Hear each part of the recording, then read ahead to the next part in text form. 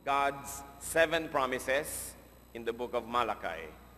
Dear God, thank you for the privilege of worship. Thank you, Lord, for filling our hearts with healing, with power, with joy, with happiness, with love, and with repentance whenever needed.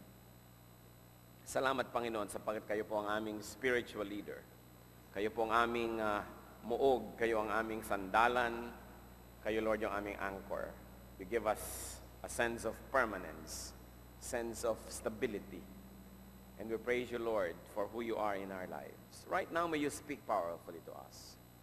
Paalala niyo po sa amin ang mga magaganda niyong pangako. Mga pangako na hindi lang para sa isang specific time and place, but for all people who will obey you, for all people who hear your word. Dalangin namin, Panginoon, salita mo ang maging pagkain namin ngayon. Enable us, Lord, to see you, to hold your hand, to hear your voice through your word that we will hear. Powerfully be present, O God, in our lives. Patuloy niyo po kaming linisin, patawarin kami sa aming mga kasalanan, gawin kaming karapat-dapat na makinig na iyong salita. Ayon na lang sa iyong pagpapatawad at paglilinis, at ayon sa iyong kabutihan, Panginoon. Lord, as you teach us today, we pray that you're going to protect us from evil men, from evil spirits, and that the same protection will be extended to our loved ones who are not here with us right now. Enable us, O God, to hear you and to obey you. At kung merong hadlang na anuman para kami makinig, mga nararamdaman sa katawan, mga iniisip, alalahanin, mga problema, all this, O God, we surrender at the feet of your Son, Jesus. And we ask you, Lord, fill us with your presence. Be the speaker. Use your servant only as your instrument. And as you speak, O God, may you accomplish your holy purpose. Lead us unto greater godliness. In the name of Christ, your Son, we pray. Amen. What are God's 7 promises that are good for people today to review? First of all, He promised His people's reconciliation with Him. Ipinangako ng Diyos ang pakikipagbalikan niya sa tao kung ang tao ay makikipagbalikan sa Kanya. Sabi po sa Malachi 3:7, "Return to me, and I will return to you, says the Lord Almighty." Laging ganyan ang nangyayari sa tao. Lalayo sa Diyos, pagkatapos makakadama ng kung ano-ano mga sakit, mga hirap, mga alalahanin, maraming mga bagay na wala sa lugar, mga pagpapalang hindi dumarating, matatauhan ng tao, magsisisi, babalik sa Diyos, at pagkatapos pag pinagpala uli, makakalimot na naman, paikot-ikot na lang. Hindi dapat ganun. Pero kung magkaganon pa man, ang pwede po natin ipagpasalamat sa Diyos, hindi siya nagsasawang magpatawad. Ang kanya lang sinasabi, bumalik kayo sa akin, at ako'y makikipagbalikan sa inyo. His people are the first to turn away, so they have to be the first to initiate the reconciliation, the first to return. Sabi po ng Panginoon at isinusumbat niya sa kanyang bayan sa Malachi 3:7, "Ever since the time of your forefathers, you have turned away from my decrees and have not kept them." At ito ang pinagmumulan nung sinasabi niyang, "Return to me and I will return to you." Panahon pa ng mga ninuno nyo, ganyan na kayo. Kinakalimutan ninyo ang aking mga utos, tinatalikuran nyo ang ating mga usapan, ang ating mga covenants, kaya tuloy napapahamak kayo. Sa atin pong buhay ngayon, have we turned away from God? Tayo ba ay may mga sariling pagtalikod, paglayo sa Diyos? Ganun pa rin ang katotohanan. Sinasabi pa rin ng Panginoon, "Return to me, and I will return to you." It's a beautiful promise. Lalo po nating mapapahalagahan ng promise na yan kung naranasan nyo na kayo'y nakipagkasira sa inyong boyfriend o girlfriend, o nagkahiwalay kayong mag-asawa, nagkalayo ang loob ninyo magkapatid o magpinsan o magkaibigan, pagkatapos gusto mo nang bumalik sa kanya, naisip nyo na kailangan nyo talaga siya, o mali kayo, o talagang dapat makipagbalikan, tas ayaw na niyang bumalik sa inyo. Yung gustong-gusto nyo makipagbalikan pero ayaw niya, mahirap yon. Kaya dapat natin tingnan ngayon yung sinasabi ng Panginoon na, "Return to me, and I will return to you." Napakabait ng Diyos. Ang pakikipagbalikan niya sa atin ay laging nakasalalay lang sa atin. Hindi yung katulad ng tao na sabihin mo, gusto ko nang bumalik sa kanya, pero tanggapin pa kaya ako? Hindi ka sure. Kasi hindi mo alam kung mahal ka pa. Kung sobra nang nasaktan o nagalit na ayaw na talaga sa'yo. Pero ang Diyos, lagi tayong mahal. Kahit tayo hindi ka mahal-mahal. Lagi niya tayong gustong makasama kahit madalas tayo'y lumalayo sa Kanya. Kaya nasa sa ating kamay kung magkakaroon ng pakikipagbalikan sa Diyos. At malinaw na malinaw ang pangako niya. Sabi niya, return to me. As a consequence, I will return to you.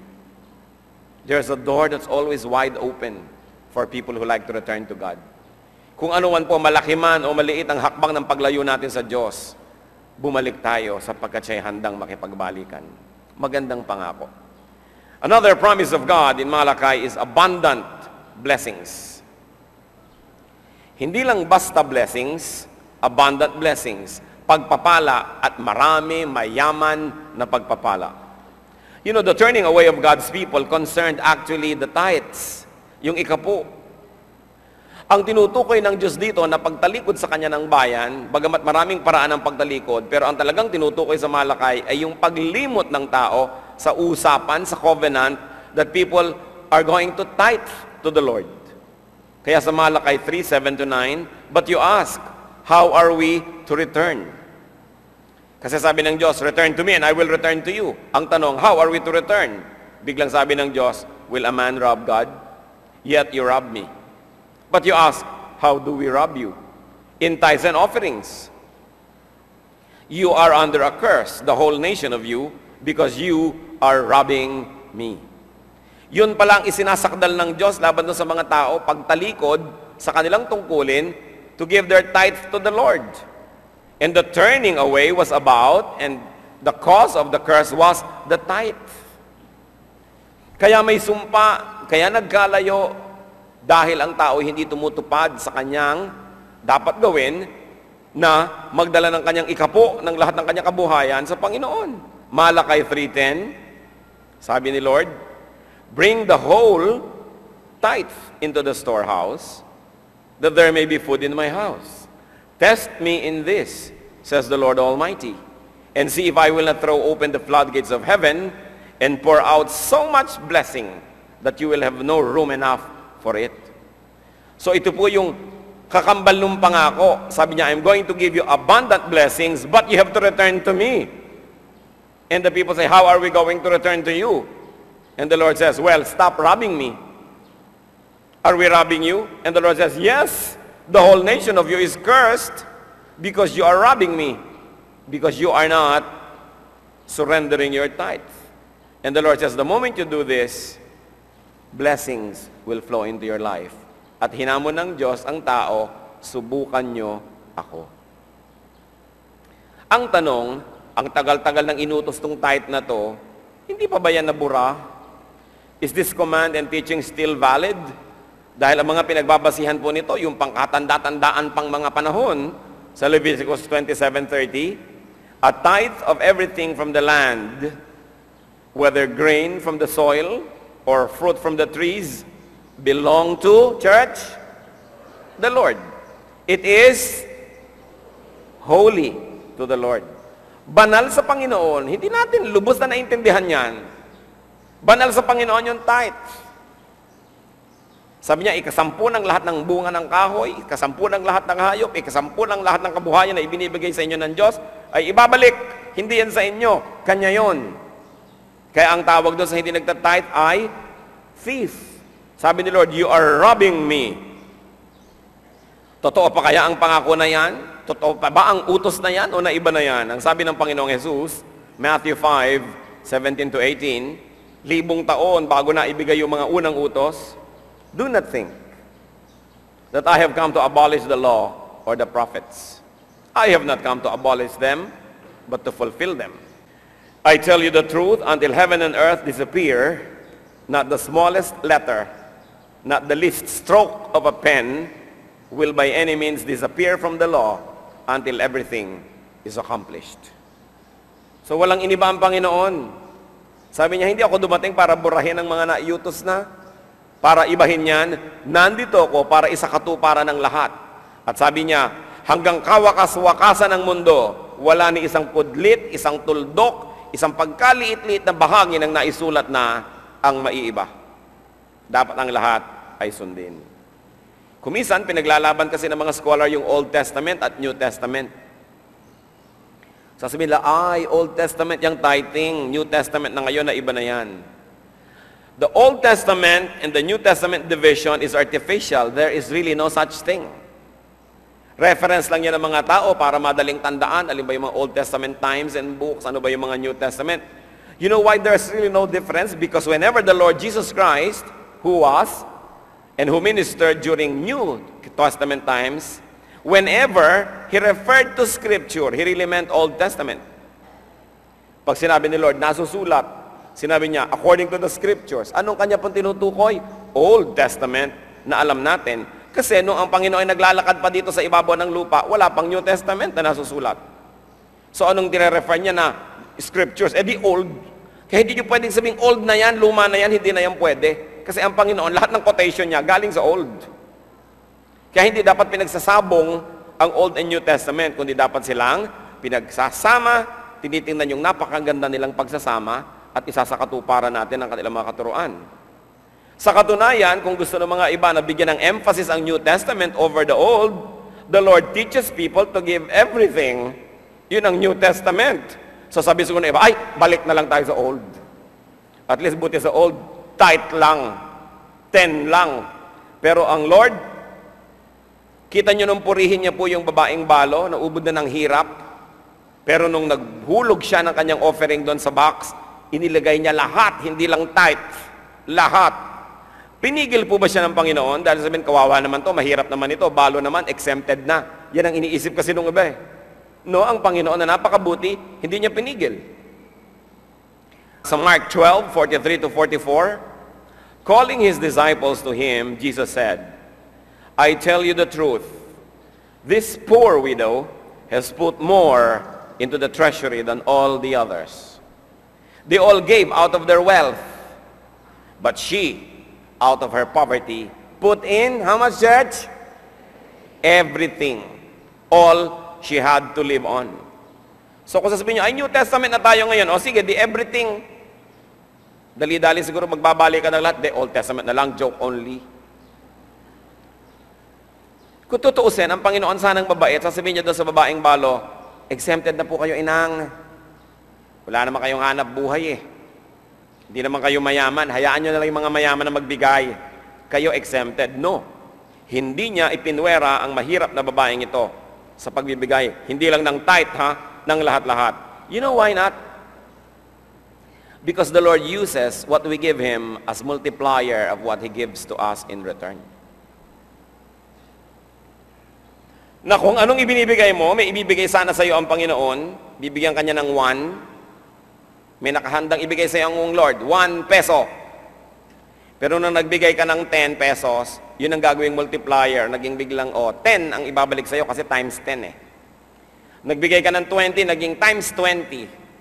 Kaya tuwang-tuwa si Lord na yung mahirap na babae gave in everything because the Lord is going to give back everything to her. Yun ang multiplier. Kung 1 lang ang binigay mo, 1 yung nakalaan sa'yo ng Panginoon, 1 times 1, 1 pa rin. Can you imagine if you do not give? The Lord likes to give you 10 million. Ipagpalagay na, the Lord likes to give you 40 million nakahanda. Nagbigay ka, 0. 40 million times 0 is 0. Kaya yung akala nila, mauutak sila ba? Kung mautak ako dyan, tuwing offering, nasa banyo ako. Diba? Nagtutulog-tulugan ako. Hindi ako talaga tumitingin. Masama ang tingin ko doon sa may babaeng may daladalang basket na yan. 0. Kasi yung offering natin, yun ang ginagamit na pang-multiply. That's why the Lord wants us to give more. Do you think gusto tayong hututan ng Diyos? Hindi niya kailangan, mayaman siya. Pero gustong-gusto niya magbigay. But God in His infinite wisdom has so dimmed that we have to participate in this giving and receiving system. Kaya hindi niya pinigil yung balo. Sabi niya, give the full tithe and I'm going to bless you abundantly. Meron po kaya tayong kasama ngayon, could you be wondering why, despite great efforts, you do not prosper? Baka ito na yung key. Blessing na narinig nyo ng mabuti ngayon. Baka kahit anong trabaho ang gawin mo, kahit anong katinuan ang gawin mo sa buhay, anong produksyon, wala rin ang ending. Kumisan pati sarili mong kamag-anak, inuutakan mo na't dinadaya mo. Kumisan pati sarili mong mahal sa buhay, nararanasan na natin na pagsamantalahan ang kanilang kumisan mga kamangmangan. Tapos wala pa rin ang ending. Baka ito ang problema. You might not be faithful when it comes to tithing. Could you be under the Malachi curse? Marami po mga preachers, they are shy to teach this because they think, baka sabihin ng mga nakikinig, ayan, sinabi ko na nga ba, negosyo ang relihiyon. Ayan, sinabi ko na nga ba, racket yan. But if we powerfully teach John 3:16, for God so loved the world that He gave His only begotten Son, that whoever believes in Him should not perish, but have everlasting life, we should also powerfully teach Malachi 3:10, because both are from the pages of the Bible. Both come from the mouth of God. Ibig sabihin, pareho natin kailangan yan. Kung ang Panginoon ay may ibinibigay, meron din siyang kinukuha, meron din siyang hinihingi. Kailangan pareho nating alam yan. Another promise of God, which is very important. Protection from pests. Protection from impoverishing pests. Protection from frustration in production and productivity. Napakarami na po nating nakita, mga pamilyang tuwang-tuwa, wow, ang puno namin ng mangga, ang daming bulaklak. Tapos biglang isang ulan, laglag lahat ang bulaklak. Tuwang-tuwa ang isang magsasaka, ang dami-dami niyang aanihin.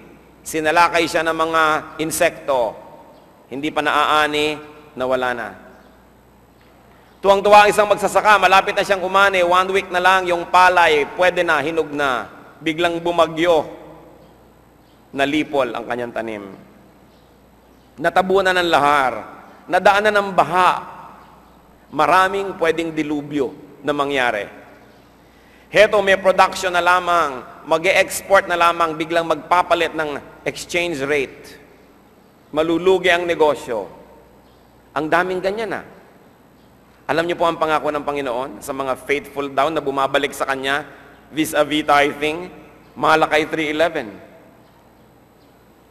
I will prevent pests from devouring your crops, and the vines in your fields will not cast their fruit, says the Lord Almighty. Sabi niya, kung matapat kayo, babantayan ko inyong mga pananim, pipigilin kong salakayin niya ng mga salot at mga peste. Hahawakan ko ang mga tangkay ng mga bunga ng inyong mga punong kahoy, hindi sila malalaglag bago ang tamang panahon. Is anything too hard for the Lord? Kung gusto Kanyang i-bless, walang makakapigil sa Kanya. Pero kapatid, kung ayaw Kanyang i-bless, wala rin makakapilit sa Kanya. Kaya ang dapat ginagawa natin, yung ikinalulugod ng Diyos, tapos gagawin natin what is humanly possible, then we know that prosperity cannot be too far behind. Can you be prosperous in this country that is full of problems, full of poverty? Yes. Kita nyo, ang dami-daming ang patuloy na yumayaman dito sa Pilipinas. Maraming ang mga foreigner dumadating dito na halos walang damit, kundi yung suot lang nila. Matapos ang kanilang hard work, mabibless ni Lord ang ginagawa nila, umaasenso. Nakita nyo sa Egypt noon, dumilim ng ubod ng dilim, pero doon sa Goshen, doon sa district where the people of God live, may liwanag. Dumating ang salot ng kamatayan, the angel of death. Namatay ang lahat ng mga panganay sa bawat bahay ng mga Egyptian, exempted ang mga bahay ng mga anak ng Diyos. Kahit anong hirap, kahit anong dilim, pag pinagpala ka ng Diyos, kaya niyang gawin.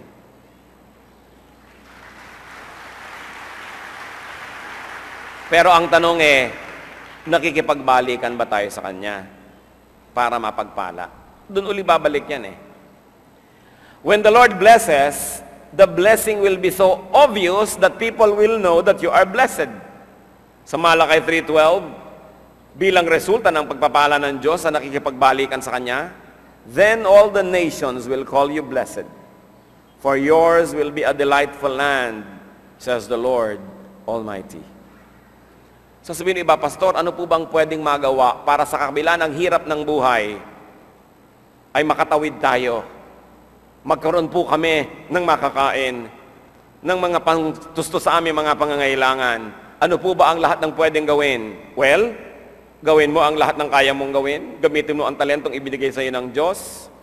Magpakasipag ka.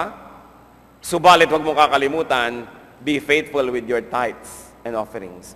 Because the blessing that the Lord promised is actually intertwined with that faithfulness. Sasabihin ba, ang hirap na nga po ng buhay, magta-tithe pa ako, di lalong nawalan na. Sige, di subukan mo. Hirap ka na nga pala, iinisin mo pa ang Diyos. Anong laban mo? Kaya kung natutuwa sa'yo ang Diyos, yun ang kailangan natin sa buhay. Pero hindi lang yung matuwa siya, tas ang tamad-tamad mo, dahil hindi naman siya natutuwa sa tamad. We do everything we can.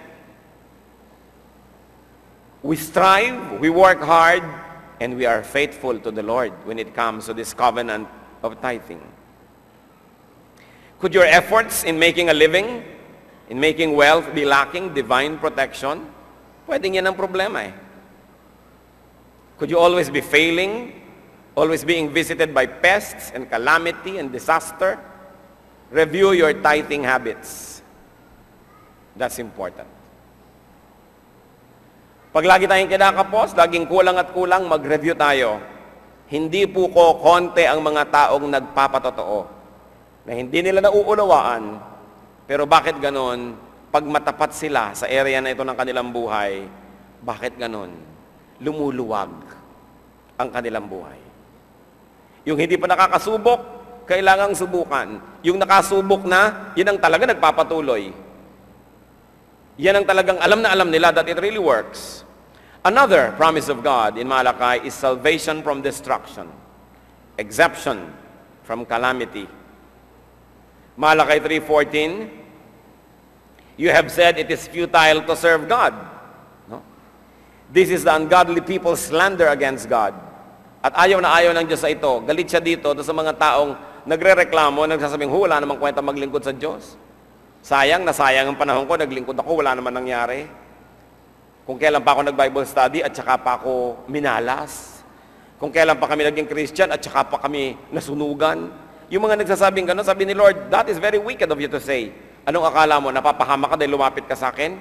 Pero sa Malachi 3:16, then those who feared the Lord talked with each other, and the Lord listened and heard. A scroll of remembrance was written in His presence concerning those who feared the Lord and honored His name. So, anong nagiging nangyayari dito? Yung mga tao na sa usapan nila, they glorify God.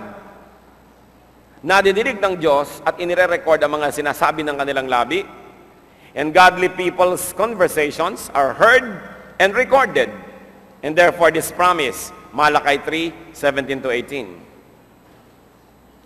Pagdating daw ng mga sigalot, ng mga gulo, ng mga kalamidad, sabi ni Lord, they, meaning the people who talk well of God, who are faithful to God, they will be mine, says the Lord Almighty, in the day when I make up my treasured possession.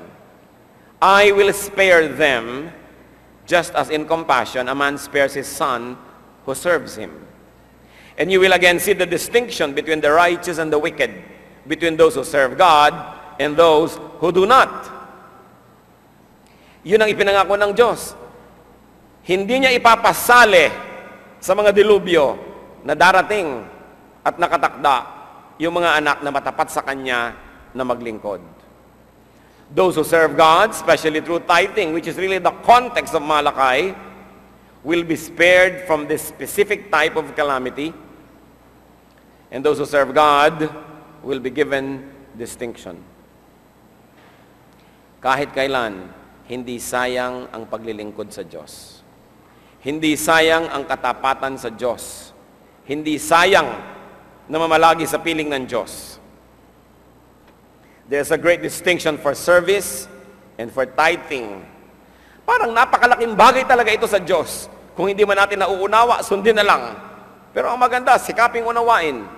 Bakit mahalaga ito sa Diyos? Sapagkat ito, nagiging sukatan ng katapatan natin. Sukatan ng pagiging masunurin. At ito ang pinagbabasihan niya ng pagbabalik sa atin ng maraming pagpapala. Another promise of God is honor. Rising and healing in times of great calamity.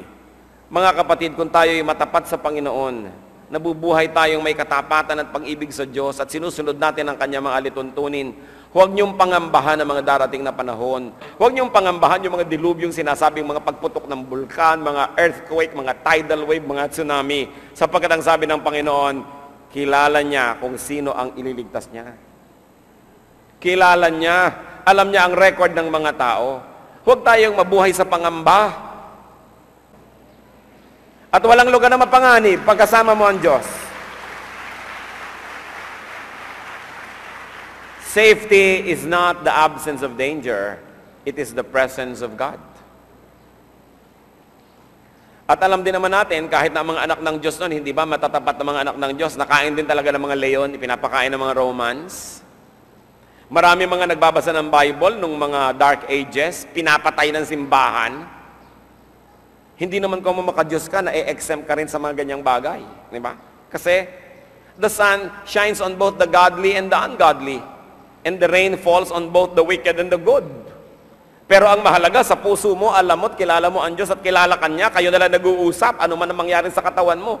Kasi hindi ka man lumubog sa tsunami, hindi ka man kainin ng lupa, hindi ka man putakan ng bulkan, kung minsan nabilaukan ka lang, namamatay ka rin. Alam nga naman, di ka mamatay. Ang mahalaga lang, yung kalooban ng Diyos ang maganap sa atin. At ang Panginoon, alam niya kung papaano niya tayo itatrato. Ang mahalaga ay alamin natin kung paano natin siya itatrato. Kung paano tayo magiging masunurin sa Kanya. At problema na niya yon kasi siya ang Diyos. Huwag nating problemahin ang di naman natin kayang lutasin. Ang problemahin natin, sundin yung kayang-kaya naman nating sundin ng mga iniuutos ng Diyos. So, sa Malakay 4:1-2, surely the day is coming. It will burn like a furnace. All the arrogant and every evildoer will be stubble. And that day that is coming will set them on fire, says the Lord Almighty. Not a root or a branch will be left to them. But for you, who revere my name, the Son of Righteousness will rise with healing in its wings. Sabi niya, huwag kayong maglumihanan, huwag kayong magtaka. Darating talaga ang mga panahon na yan, nakatakda. Pero kayo na may takot at paggalang sa aking pangalan, parang araw na sisikat ang lahat-lahat para sa inyo. Magkakaroon ng paggagamot at paggaling ng inyong mga karamdaman at magkakaroon ng restoration sa inyong lahat. Problema ng Diyos ang detalye. Ang sundin natin ang Kanyang salita. Another promise of God is victory and vindication from our enemies. Actually ito, pag binasa niyo po yung buong teksto, vindication from the wicked, from the ungodly, from the people who are making an issue out of tithing. Yung mga nangangantsaw, yung mga nanlilibak, yung mga nagagalit, ito actually yung vindication against them. Malakay 4:2-3. And you will go out and leap like calves released from the stall. Then you will trample down the wicked. They will be ashes under the soles of your feet on the day when I do these things, says the Lord Almighty.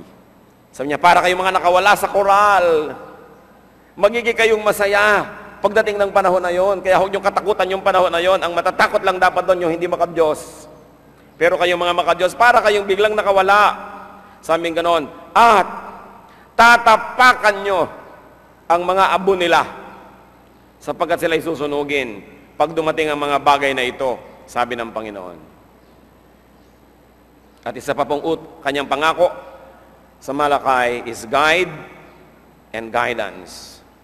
The Lord was going to give His godly and obedient people a guide and very powerful guidance. Sa Malakay 4:5-6, see, I will send you the prophet Elijah before the great and dreadful day of the Lord comes. He will turn the hearts of the fathers to their children and the hearts of the children to their fathers. Sabi niya, dahil kayo'y masunurin sa akin, bago man dumating ang mga panahon na ito na tinutukoy natin, padadalhan ko kayo ng magtuturo sa inyo. Padadalhan ko kayo ng katuruan, higit sa lahat ng magtuturo. Siyempre yung Elijah can be a symbol now. But the Lord says, I'm going to send you someone that will turn your hearts around. Ang mga tatay na hindi na nila mahal ang kanilang mga anak at naglimutan na sila, mamahalin nila muli. Ang mga anak na lumimot sa magulang, aalahanin nila muli ang kanilang magulang. In other words, there will be restoration of the heart. There will be restoration of relationships. This is what is in store for people who obey God. Napakarami niyang ipinangako na may kinalaman lahat sa tithing. 7 nga ang pinag-aralan natin ngayon. Marami pa yung iba. Obedient servants, obedient tithers are given their Elijahs, their guides, their guidance. And even in our case today, brothers and sisters, kung kayo po masunod rin sa Panginoon, lalo sa area na ito na pinag-uusapan, mag-isip-isip kayo.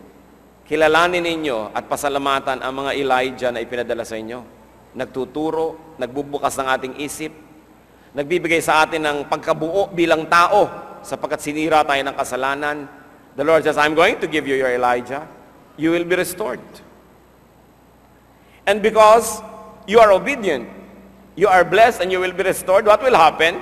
You will be more obedient. And when you become more obedient, you will be blessed all the more. That's why the more will have more. And those who have less will have less and less and less. The Lord echoed this in Matthew 13:12. Whoever has will be given more, and he will have an abundance. Whoever does not have, even what he has will be taken from him. Of course, this having and not having is directly related with obedience to God. Sabi, obedient na yan, bine-bless tuloy. At dahil nabe-bless sa kanyang obedience, lalong ginaganahang maging obedient, lalong nabe-bless. Lalong na-bless, lalong naging obedient, lalong naging obedient, lalong na-bless. Sabi, pero alam niya, yung disobedient, wala yang matatanggap. At dahil walang natatanggap, lalong walang gana mag-obey. Lalong sasabihin, be practical, wala na nga ako, susunod pa. So hindi siya susunod, lalong mawawalan siya ng gana, kaya palubog siya ng palubog. It is important to have realization. Magkaroon ng kaliwanagan or enlightenment so that you reverse the trend, you get out of the cycle and reverse the trend. What is your trend, brothers and sisters? Ano po ang trend ng buhay nyo ngayon? Palubog o paahon? Huwag na kayong sumagot. Sagutin nyo ang Diyos. Paasenso ba kayo o paatras? Sa lahat-lahat. Sa spirito, sa emosyon, sa buhay pamilya, sa pananalapi, sa karunungan. Kasi kung kayo paasenso ng paasenso at kayo makadiyos, lalo kayong ginaganahang maging makadiyos. Liban na lang dumating si Satanas na sa pag-asenso nyo, kayo'y kanyang ligawan at kayo'y kanyang bulagin at lasingin at makalimot kayo sa Diyos. Kayo mga umaasenso na nakakalimot sa Diyos, ano nangyayari? Umaatras muli. Sapagkat masakit man ang pag-atras, kadalasan sa pag-atras lang tayo nagkakaroon ng panahon at puwang para makipagbalikan sa Diyos. Kaya blessing din yung pag-atras kung ito'y nagiging paraan para tayo magising, para tayo magbagong loob at manumbalik sa Diyos. Then dahil nanumbalik ka, magkakaroon ka na ngayon uli ng pag-asenso, at pagka yung pag-asenso mo na yan, ginamit mo sa kabutihan at para na naman sa Diyos, lalo ka niya i-bless, lalo ka nga asenso. May trend ang buhay. Kaya gusto ko pong suriin natin ang buhay natin ngayon kung saan patungo, pababa o pataas. Kasi kung pababa, alam natin ang dapat natin gawin. Mag-review. Ano ang di ko ginawang tama? Bakit ako pababa? At kung tayo'y pataas, hindi ko mapataas, tama ang ginagawa. Kung minsan pinapadama ka pala ni Satanas para lalo kang ganahan ng ganahan sa mali mong ginagawa dahil yumayaman ka. Hindi po ko mo pataas, ibig sabihin pagyaman, ha? May mga pataas na ibig sabihin, humihirap ka pa nga kumisan para yung pala ma-purify ka. Hindi ibig sabihin ng pagtaas material lamang. Pero kung talagang tunay tayong pinagpapala ng Diyos, kasama dapat yung material. Liban na lang sa mga limitadong periods of time na dinidisiplina pala tayo, may itinuturo o may ipinapatanggal na bad habit. But generally speaking, you should say, if God is blessing you, kasama dapat yung material blessing. Dahil ang Diyos ay mabuti. Alangamang nilikha niya ang papaya para pagkaitan ng kanyang mga anak at ang kakain lang ng papaya ay yung mga hindi maka-Diyos. Alangamang nilikha niya ang mabubuting bagay para ang mga anak niya hindi magkaroon at ang mga magkaroon pa yung anak ng kadiliman. Kaya mahalaga po mga kapatid, lagi mag-review. This is one great challenge I'd like to leave with you today.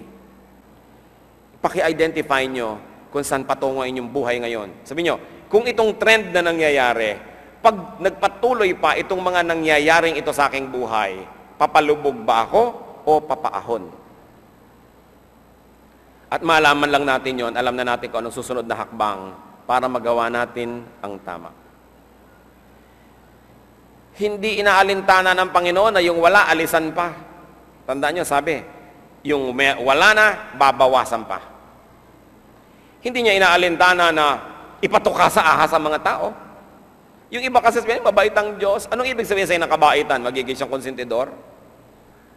No ang mga anghel sa langit ay naghimagsik sa Diyos, ay pinatalsik lahat. Kaya yan ang naging mga demonyo. Nung si Adan at si Eva ay hindi sumuway sa utos ng Diyos, ang ganda-ganda ng plano ng Diyos para sa kanila, pero hindi nila sinunod. One single fruit. Can you imagine? Ang daming puno, ang daming bungang kahoy, isa lang pinagbawal. Sana palampasin na lang, isa lang naman eh. No, hindi pinalampas. No ang mundo'y nagkasala, inilubog ng Diyos ang buong mundo sa baha. Isang pamilya lang ang itinira. Ang buong lungsod ng Sodom ay pinaulanan ng apoy at ng asupre. Ang mga Israelitang matitigas ang ulo at reklamo ng reklamo, pinasalakay niya sa ahas at tinuklaw lahat at nangamatay ang matitigas ang ulo.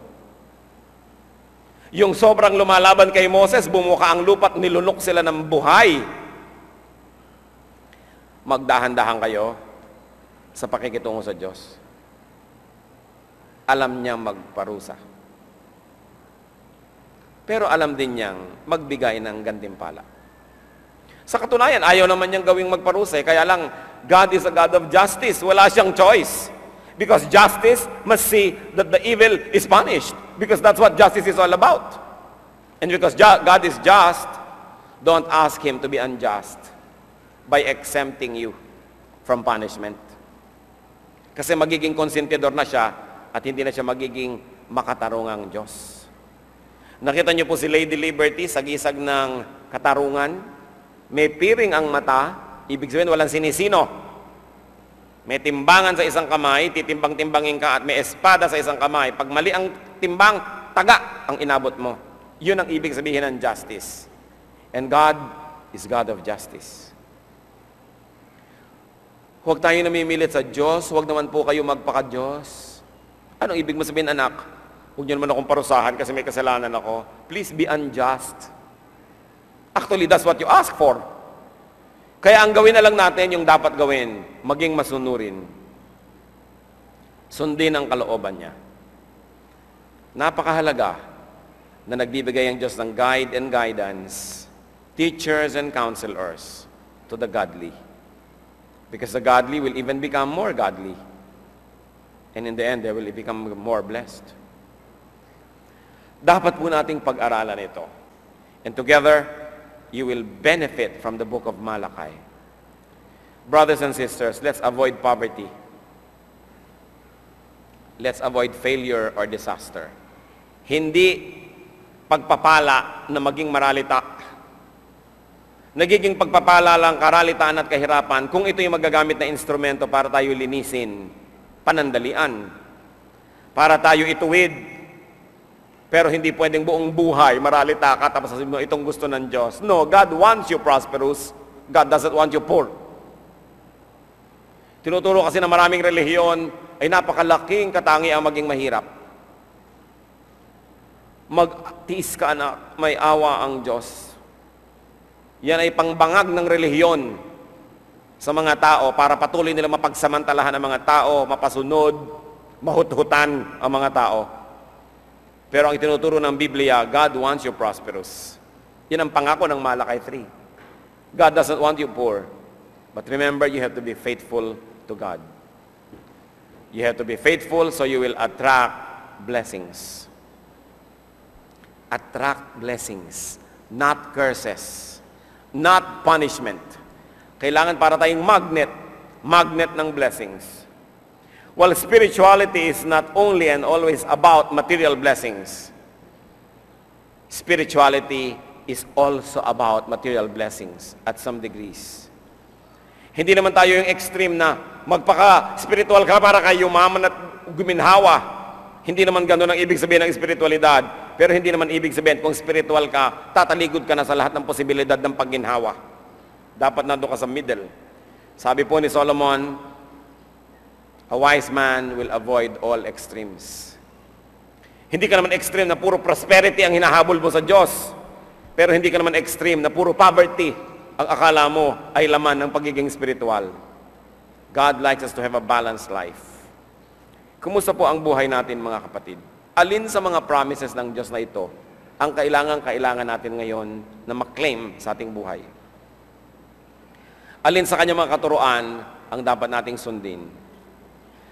Diyos naming Ama, nagpapasalamat kami sa inyong mga paalala sa amin. Salamat po sa Book of Malakay na napakalinaw. Hindi na kailangan pa ng theologian para maintindihan. Salamat at napakalinaw ng pagtuturo nyo na kung kami babalik sa inyo, kayo makikipagbalikan sa amin. Subalit, ang paraan ng pakikipagbalikan ay sumunod sa inyong mga alituntunin.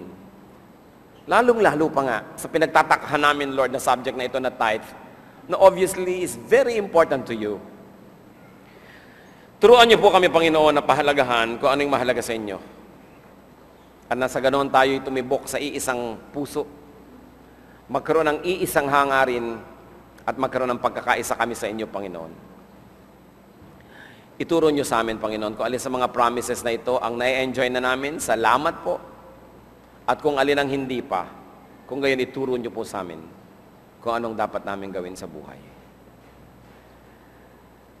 Nawa, Panginoon, kung meron man kayo na pagtalikod at pag-alis sa aming buhay dahil sa sarili namin mga kasalanan, makita niyong nakikipagbalikan kami para matupad ang pangako niyo na kayo din ay babalik sa amin. Mga kapatid, kung meron man malaki o maliit na posibilidad na may bahagi ng buhay natin na hindi binebless ng Panginoon, mga project natin, ginagawa natin, emosyon natin, relasyon natin sa tao, isuko natin yun sa Kanya ngayon. Hingin natin yung blessing. Makipagkasundo tayo sa Diyos. Makiisa. At kung merong dapat isuko, isuko. Kung may pasyang dapat gawin ng pagsunod, gawin. Maiksi ang buhay. Hindi dapat sayangin. We cannot live life wasting time. We were created by God for good works that He has prepared in advance for us to do. But if our relationship with God is not well, is not okay, many blessings cannot come our way. In fact, curses can come our way. Panginoon, patuloy kaming lumalapit sa panalangin. Kayo rin ang makakagawa, Panginoon, sa aming puso. Inihahain namin sa inyo aming puso. Gusto naming magkaroon ng malambot na puso sa iyong harapan, Panginoon. Subalit kung kailangan ng isang himala mula sa inyo, kayo mismo, Panginoon, hinihiling namin, soften our hearts. Open our eyes. Open our ears. Lalong-lalo sa mga taong iniisip na wala siyang kulang, wala siyang atraso sa inyo, maaaring ito isang spiritual blindness. Because no one is perfect. So Lord, open our eyes. Make us realize. Teach us. Because we like to receive your blessings. We like to give you delight and to honor you with our lives. Magbulay-bulay tayo sandali, mga kapatid. Yan ang pinakamabuting paraan ng pagtugon sa mga paalala ng Diyos. Manahimik, mag-isip, pakinggan ang tinig ng Espiritu kung merong nais ituwid sa ating buhay.